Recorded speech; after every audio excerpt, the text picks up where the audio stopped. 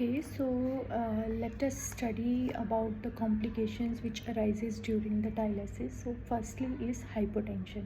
Hypotension means low blood pressure. So whenever there is low blood pressure, 20 mm of Hg as compared to the pre-measured blood pressures before the dialysis, before starting the dialysis, is considered the hypotensive episode. For example, if the systolic pressure is below 100 mm of Hg, or if the patient's normal blood pressure used to remain 160 by 100 and now it has decreased to 20 mm of Hg, then the patient is in hypotensive state. So इसके causes क्या क्या हो सकते हैं?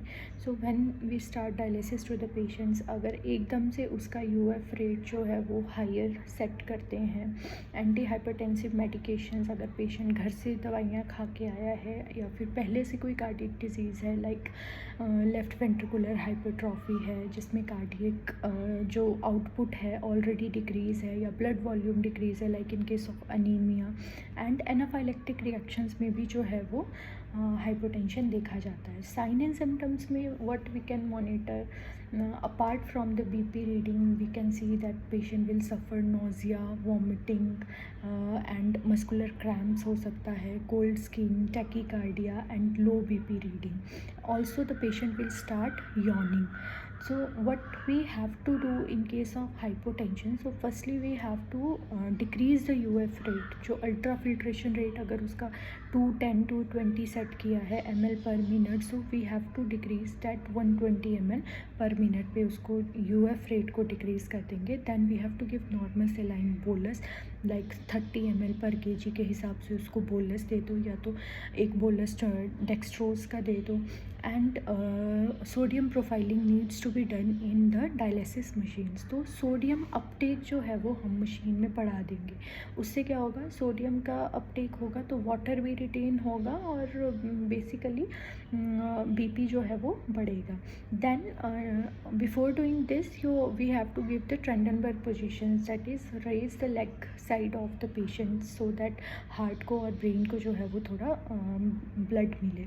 So these measures needs to be taken in case of the hypotension. Then next is the interdialectic hypertension. Now interdialectic means the BP readings are high during the two dialysis sessions. So increase in the blood pressure during the dialysis, elevated may be greater than 180 mm of Hg and diastolic is greater than 100 mm of Hg. So in case of the interdialectic hypertension, what needs to be seen in patients, that patient will complain of headache, dizziness, chest pain, shortness of breath and nausea. So monitor all these signs and symptoms. So what are the reasons which will cause interdialectic hypertensions? हो सकता है patient ने सुबह दवाई ना खाई हो, अपना नोन केस ऑफ हाइपरटेंशन है, सुबह दवाई नहीं खाया है, एंड या फिर बहुत ज़्यादा पानी पी लिया है, फ्लूइड ओवरलोड हो गया है जिसकी वजह से वेट गेन भी हुआ है, obesity, sedentary lifestyles and too much salt intake in CKD patient, AKI patient also leads to the hypertension, stress and family history of hypertension. So all these causes can lead to the interdialectic hypertension. So in case of this what we have to manage, तो basically अगर anti hypertensive medicine नहीं खाई है तो हमें उसको उसका tablet देना है, लाइक एम्लोडिपिन 10 mg या सिल्नीडिपिन. और अगर बहुत ज़्यादा हाइपरटेंशन है तो हम लेबिटालॉल स्टैट डोज भी देते हैं, जैसे कि sometimes patient come with 240 130 mm of HGBP. तो in that case we have to give 20 mg लेबिटालॉल sometimes, या 80 mg 100 mg भी दें, depending on the reading of the patients. And if the patient is complaining of headache is the initial symptom sometimes, or sometimes I'll say कि मेरा sir घूम रहा है, dizziness, so give PCM to the patient and slow down the UF rate a little, give PCM, let the patient get settled first. And in case of fluid overload, so depending upon the sign and symptoms in the dialysis machines we have to set the profile, like initial, if अगर patient को tolerate नहीं हो रहा है तो अगर tolerate कर पा रहा है hypertension में तो हमें UF rate बढ़ा देना है, अगर नहीं कर पा रहा है तो जब तक वो वाइटल स्टेबल नहीं होते तब तक हमें वो कम करना है. Then do the sodium profiling same as per doctor advised, and restrict the dietary. So restrictions education में we can tell the patients to restrict the salt intake.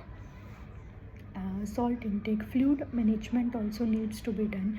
So if there is nil urine output in CKD patients, then we have to advise the patients to not have water greater than 500 ml, or even sometimes we also advise to have only the sips of water. Very 100 200 no urine output matlab only 200 to 500 intake can be. That also include कि उसमें दाल पानी anything which is converting to liquid or water, any eating substance, whether it is ice cream or something curd or lassi, everything needs to be taken in water intake. And limit the weight gain also, slight exercise needs to be advised. तो अभी तक हमने 2 complications पढ़ लिया है. Next is the muscle cramp. So muscle cramp जो है वो पेशेंट को आता है during the dialysis if there is sudden removal of fluid from the during the dialysis. Painful muscle contractions in lower और अपर एक्सट्रीमिटी और abdominal muscles. So ये hypotension की वजह से भी हो सकता है, रैपिड फ्लूइड रिमूवल की वजह से भी हो सकता है, and shift of the potassium in fluid compartment of the body. So basically muscle cramps में या तो पेशेंट जो है is not able to maintain his dry weight. Now what is dry weight? Dry weight is like something in which patient is stable. Patient का vital stable, heart is working properly, BP ठीक है, the rhythm ठीक है, and patient is having normal appetite, normal digestions. Weight is अगर हम previous 2-3 sessions में the weight is continuously like 1 kg 2 kg, ये तो this is the dry weight monitoring.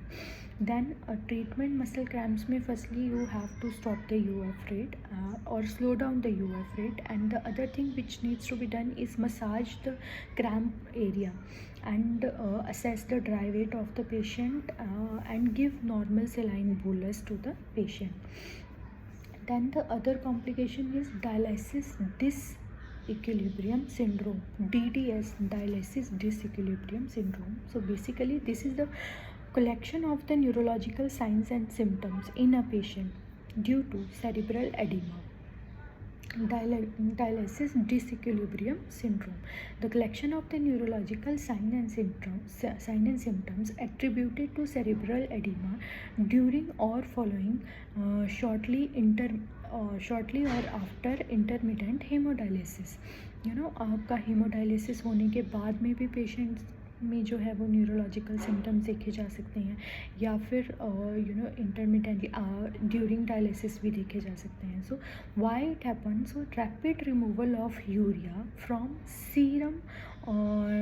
from serum dialysis during HD, creating a transient osmotic gradient between the plasma and the brain cells. So rapid removal will cause the dialysis disequilibrium syndrome. This leads to water shift into so what happened? Osmotic gradient means from less concentrations to high concentrations. So here the water will be absorbed by the brain cells, and this will cause the cerebral edema, because rapid removal of urea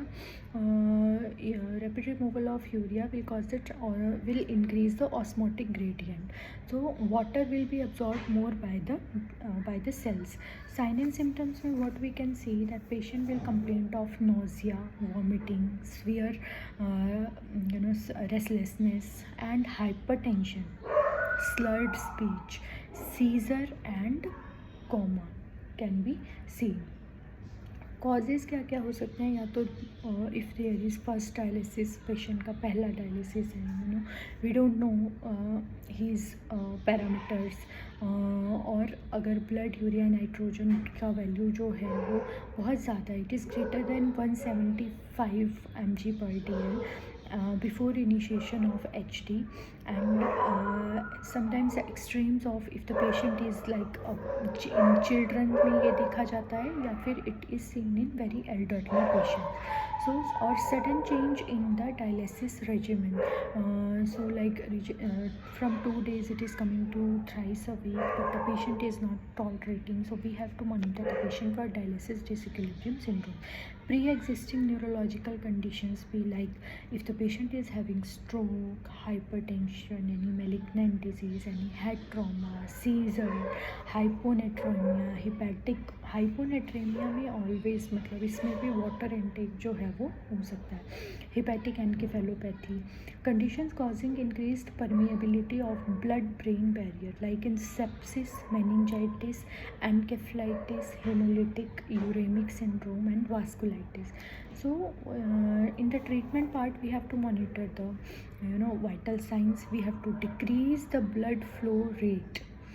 Or we already know that patient is having hyponatremia, so we required to do the sodium profiling. UF rate needs to be slow down, and in case of hypertension we have to manage the patient symptomatically. Basically complaint of nausea, vomiting, antiemetic, hypertension, antihypertensive, high headache, and if there is confusion, restlessness or anxiety. So firstly we have to give psychological support to the patients. We have to know his conditions, what he is feeling, and then to start the dialysis. So again, the common problems which we already discussed in these three, the patient is suffering nausea, vomiting, hypertension, headache, chest pain. So in that case hypotension में तो same 30 ml bolus and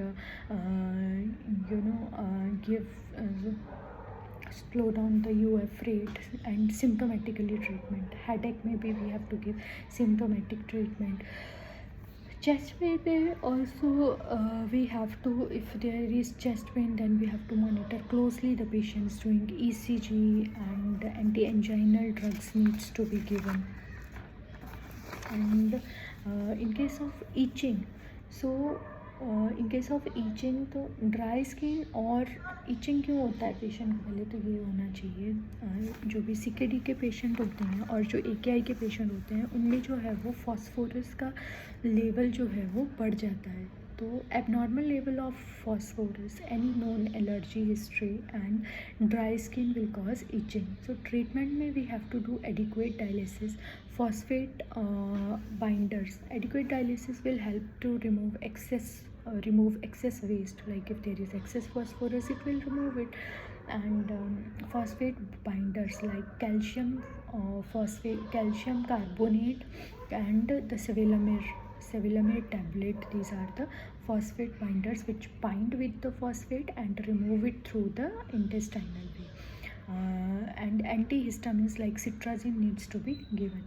Fever and chills will occur in case of infection, in case of septicemia, in case of cold dialysate.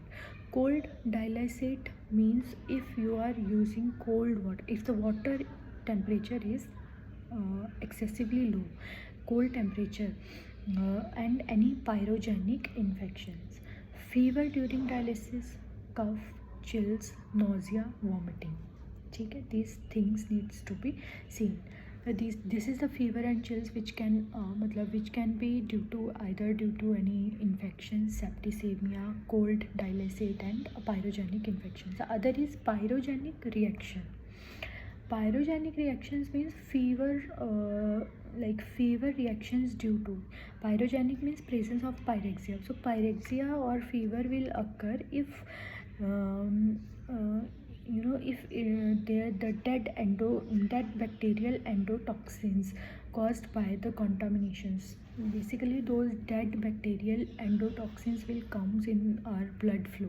From where those endotoxins will come? If there is contaminations of the RO water, means the water supply which we are using, the RO plant is not working properly, or we are not contaminating, or we are not doing disinfection properly.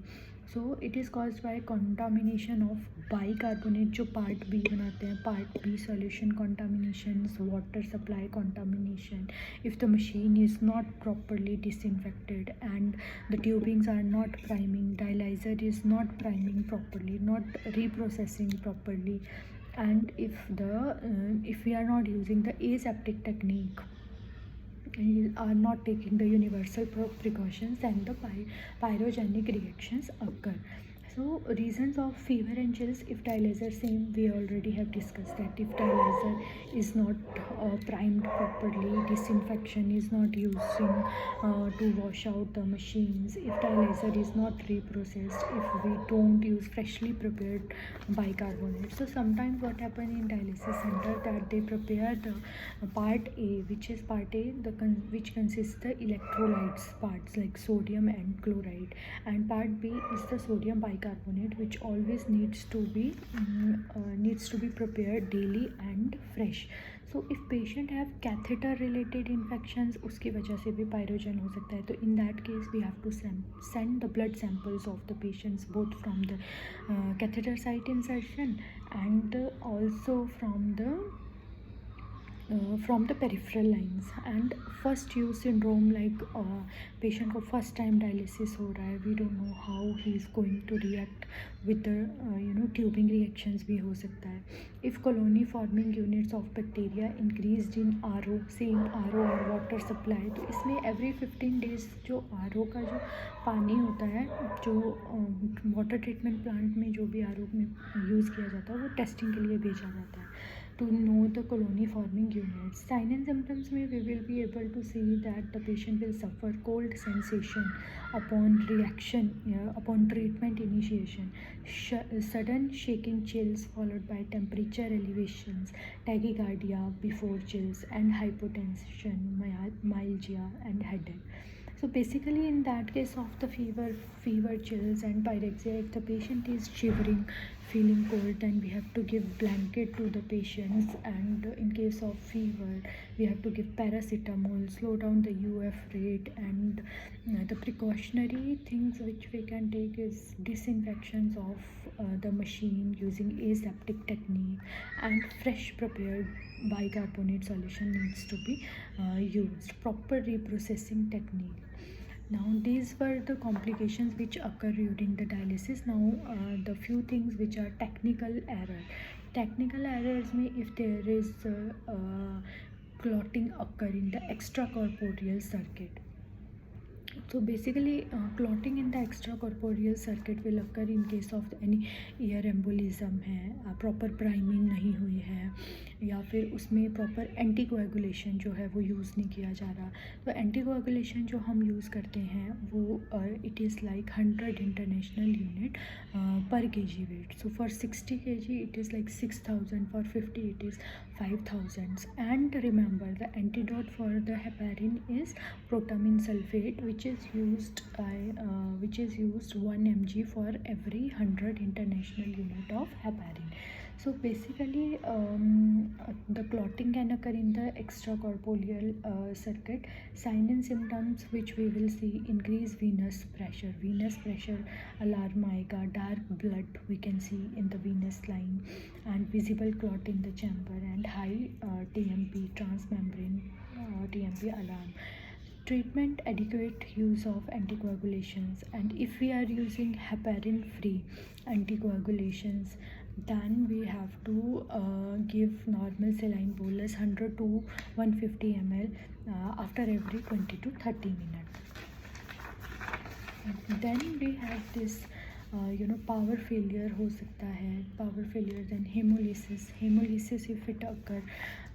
Hemolysis, or why hemolysis will occur during the dialysis? So if the pump is not working properly, pump is poor calibration of the pump, contaminated dialysate, like जो हम part A prepare कर रहे हैं वो contaminate है already, उसमें infection है, and excessive negative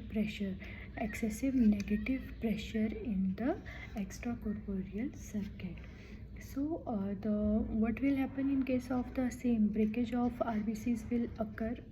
Obviously if the blood is in the circuit and if it is not working properly, and if there is some contaminant, so the RBC will break down, and the potassium will also raise in old blood, which will further cause the hyperkalemia. So what we have to do? So firstly, stop the UF rate, stop the machine, and if the blood is clotted or hemorrhagic, then do not infuse the blood to the patient, because it will further increase DIC chances and hyperkalemia chances, cardiac emergencies can occur.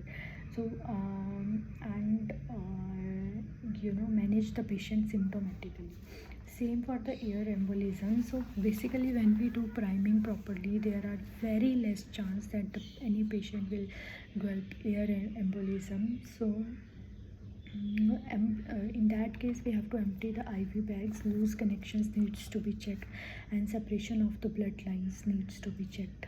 Patient, in case of air embolism, so like chest pain, shortness of breath, fall in saturation level, and air pocket or form in venous line, arterial line, cyanosis, confusion, convulsion, coma, and cardiac respiratory arrest.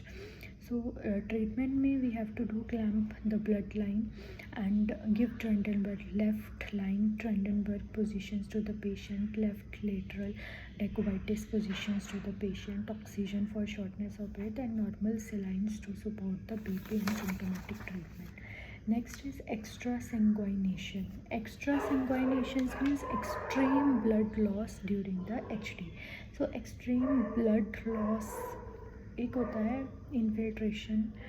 So exsanguination that is blood loss. तो blood loss इसलिए भी हो सकता है क्योंकि हमने जो needle insert की है that is not fixed properly and it came out, or if the patient have seizure and the needle came, there is any loose connections between the tubings and needle dislodge from the excess, bloodline separation, rupture of excess and loose connection. So sign and symptoms may we will be able to see blood everywhere, the machine will alarm.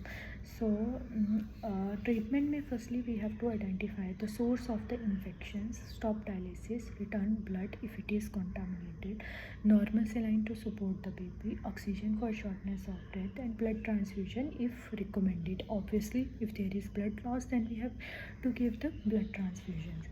Sometimes the dialyzer, we say na that dialyzer is work like a kidney. So dialyzer may first use syndrome, nausea, chest pain, pruritus, shivering. Sometimes patient get reaction from the dialyzer, so we have to treat him with the symptomatic treatment only.